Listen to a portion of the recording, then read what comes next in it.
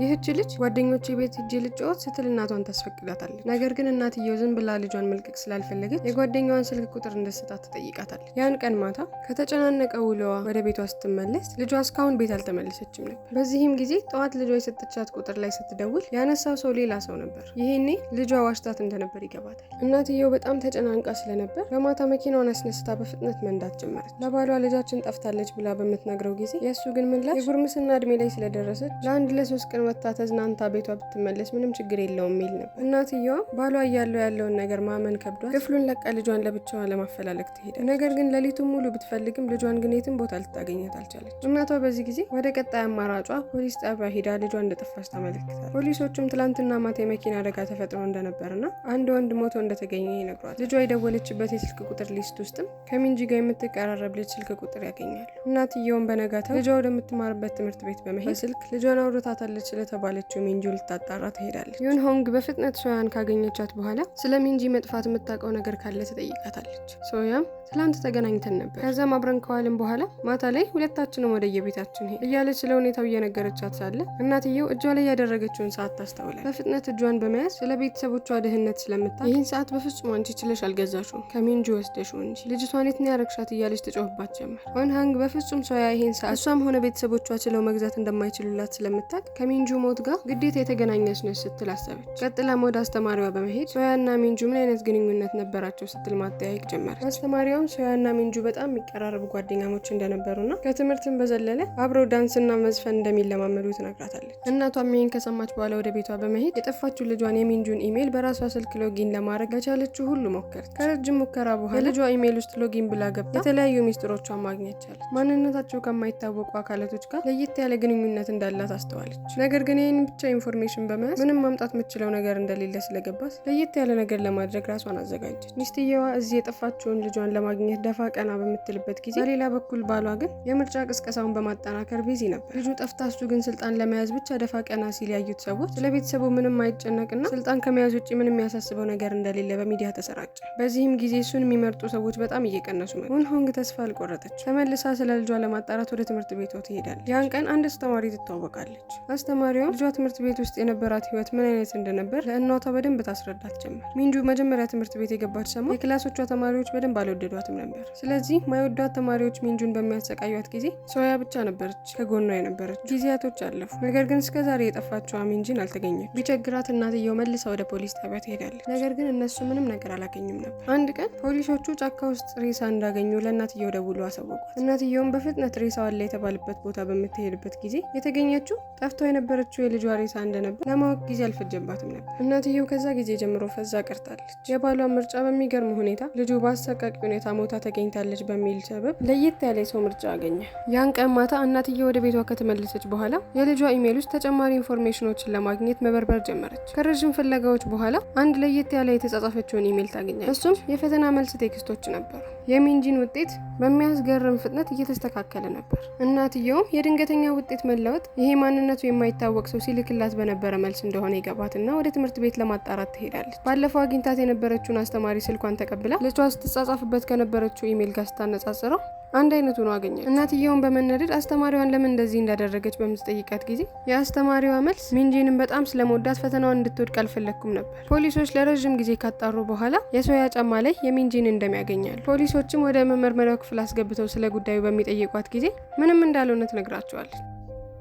ይህንን ስትሰማ የሚንጁ እናት በጣም በመናደድ ሶያ ላይ መጮህ ጀመረች። ፖሊሶቹ ሶያን ከዚህ በላይ ጥያቄ ማፋጠጥ እንደማይችሉና ምንም አይነት ምርመራ ለማድረግ እሷ ላይ በቂ መረጃ ስለሌላቸው ሶያን ወደ ቤቷ መመለስ እንዳለባቸው ነገሯት። ማታ ላይ የሚንጁንና ልጇ የጠፋችበት ቀን አደጋ ተፈጠረ የተባለው ቦታ ሄዳ አካባቢውን በምትመለከትበት ጊዜ ልጇ ተቀብራ ከተገኘችበት ቦታ ብዙም አይርቅም ነበር። ሁለቱ የሞቱት ሰዎች የሆነ ግንኙነት ሊኖራቸው ይችላል ብላ እያሰበች እያለ አንድ ማንነቱ የማይታወቅ ሰው አናቷን ብሎ ራሷን አሳታት። የመታተም ሰውዬ ተጨማሪ ምንም ነገር ከማድረጉ በፊት ባሏ በቦታው ይደርስና ሰውየውን ይጥለዋል። በኋላ ላይ ፖሊሶች መጥተው እንደደረሰው እናትየውን መጥቶ የጣላት ሰውዬ የልጇ ገዳይ እንዳልነበርና ባሏ በምርጫው ምክንያት ያፈራው ጠላት እንደሆነ ይነግሯታል። ባሏ ለሷ ብሎ ህይወቱን አደጋ ላይ ጥሎ ሰውየውን እየደበደበው ስታይ ውስጧ ይነካል።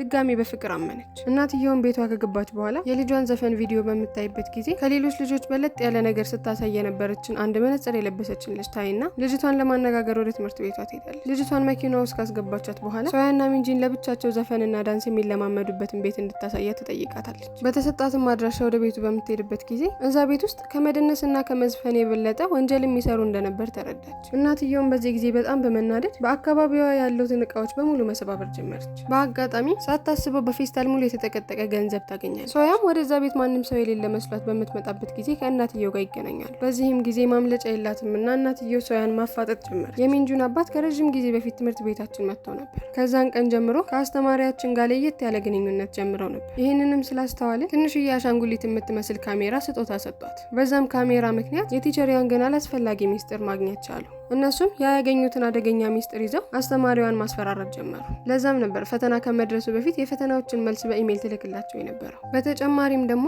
የሚንጁን አባት ምርጫውን ካሸነፈ ሚንጁንን ራቅ ወዳለ ከተማ ወስዶ እንደሚያስተምራት ስለገባት አስተማሪዋን 100 ሚሊዮን ብር እንድታመጣና ከዛ በኋላ ሚንጁ እንኳን ብትሄድ የተሻለ ህይወት መኖር ከቻልኩ ብዬ ነው ስትል ለእናትየው ትነግራታለች። በዚህም ጊዜ አስተማሪዋ እያደረጉ ያሉት ነገር ከአቅሟ በላይ ስለነበር ሚንጁንን ለማስገደል የመኪና ሹፌር ታስቀጥራለች። ያን ቀን ሶያ ሚንጁን በአሰቃቂ ሁኔታ በመኪና ተገጭታ ስትገደል ታያለች። የገደላት ሰውዬ ሬሳዋን ቼክ እያደረገ ባለበት ሰዓት ሶያ በመኪና እሱንም ገጭታ ትገድለዋለች። ሶያም ይሄንን እውነት ለማንም መናገር ስለማትችል የሚንጁንን ሰውነት እዛ አቅራቢያ ያለ ቦታ ቆፍራ ትቀብራታለች። ይህንንም ሁሉ ኢንፎርሜሽን ከሰማችው በኋላ እናትየዋ አስተማሪዋን ለማፋጠጥ ጉዞዋን ወደ ትምህርት ቤት ቀጠለች። መኪና ውስጥ ከገቡ በኋላ ስለሰማችው ነገር ነግራት ለማወጣጣት ስትሞክር አስተማሪዋ የመለሰችላት መልስ ያስደነግጣታል። አስተማሪዋ ለሚንጁን አባት የሚያስፈራሯት ሰዎች እንዳሉ ነግራው ነበር። ነገር ግን አስፈራሪዋ የራሱ ልጅ እንደሆነች አያውቅም ነበር። እሱም በዛን ሰዓት የምርጫ ጊዜው እየደረሰ ስለነበርና ተጨማሪ ችግሮች እንዳይፈጠሩ ስለፈለገ ልጁን የሚገልለት ሰው ያስቀጥራል። የቀጠረው ገዳይ ሚንጁን ገጭቶ የገደላት ሲሆን ሶያ መልሳ በመኪና ገጭታ ገላው ነበር። በዚህም ጊዜ እናትየዋ የገዛ ልጃቸውን የገደለው የራሷ ባል እንደሆነች ገባ። እውነታውን ካወቀች በኋላ ቶሎ ብላ ወደ እርምጃ አልገባችም። ይልቅ ቤቷ ሂዳ ለየት ያለ ራት ካዘጋጀችለት በኋላ ነገ የምርጫው ውጤት ስለሆነ እስከሚችለው ድረስ እንዲበላ የሚጣፍጥ ምግብ እንደሰራችለት ትነግረዋለች። በነጋታው የምርጫው ውጤት ይፋ ሲሆን አሸናፊው እሱ ነበር። እራቱን እየበላ ያለ ሚስቱ ስለሰራው ስራ ሌላ የሚያውቅ ሰው እንዳለና የሆነ ቦታ ለብቻው ሊያነጋግረው እንደሚፈልግ ትነግረዋለች። እሱም ወደ ተባለው ቦታ ሂዶ የቀጠረውን ሰው እየተጠባበቀ እያለ ሳያስበው ሚስቱ ከኋላ መታ ራሱን ካሳተችው በኋላ በደንብ አድርጋ አስረው እስኪ በቃት ድረስ ቀጠቀጠችው። ቀጥላም በቀረው እያንዳንዱ ትንፋሽ ተሰቃይቶ እንዲሞት ስለፈለገች ሰውነቱን በላስቲክ ተጠቀልለው ጀመር። ነገር ግን በመጨረሻ መነታች። ሞቱም ውድቀቱን በደንብ አሰቃቂ እንዲሆን ስለፈለገች ቺት ሲያደርግ የቀረጸችውን ቪዲዮ ወደ ተቀናቃኞቹና ወደ ጋዜጠኞች ትለቀዋለች። ከዚህ ሁሉ ነገር በኋላ ባይሞትም እንኳን ያለውን ስልጣን እንዲያጣ ብላ ነበር። በቀሏንም በዚህ መልኩ ከተወጣች በኋላ መኪናዋን አስነስታ ጥላ ትሄዳለች። በቀጣይም ቀን ወደ ልጇ መቃብር ከሄደች በኋላ ልጇ ለመብላት የምትወዳቸውን ነገሮች በሙሉ መቃብሯ ላይ ከደረደረች በኋላ እዛው መቃብሯ ላይ ተኝታ እያለች ሶያም ወደ መቃብሯ መታ ነበርና የሰው ኮቴ ስትሰማ ብድግ ብላ ልጇ በህይወት ተነስታ የመጣች ይመስል ተቃቅፈውም እያለቀሱ እያለ ፊልሙ እዚህ ጋር ያበቃል። የዛሬው ፊልማችን ይሄን ይመስል ነበር። ከተመቻችሁ ላይክ፣ ሰብስክራይብ፣ ያልተመቻችሁ ነገር ካለ ደግሞ ኮሜንት ላይ ጻፉልኝ።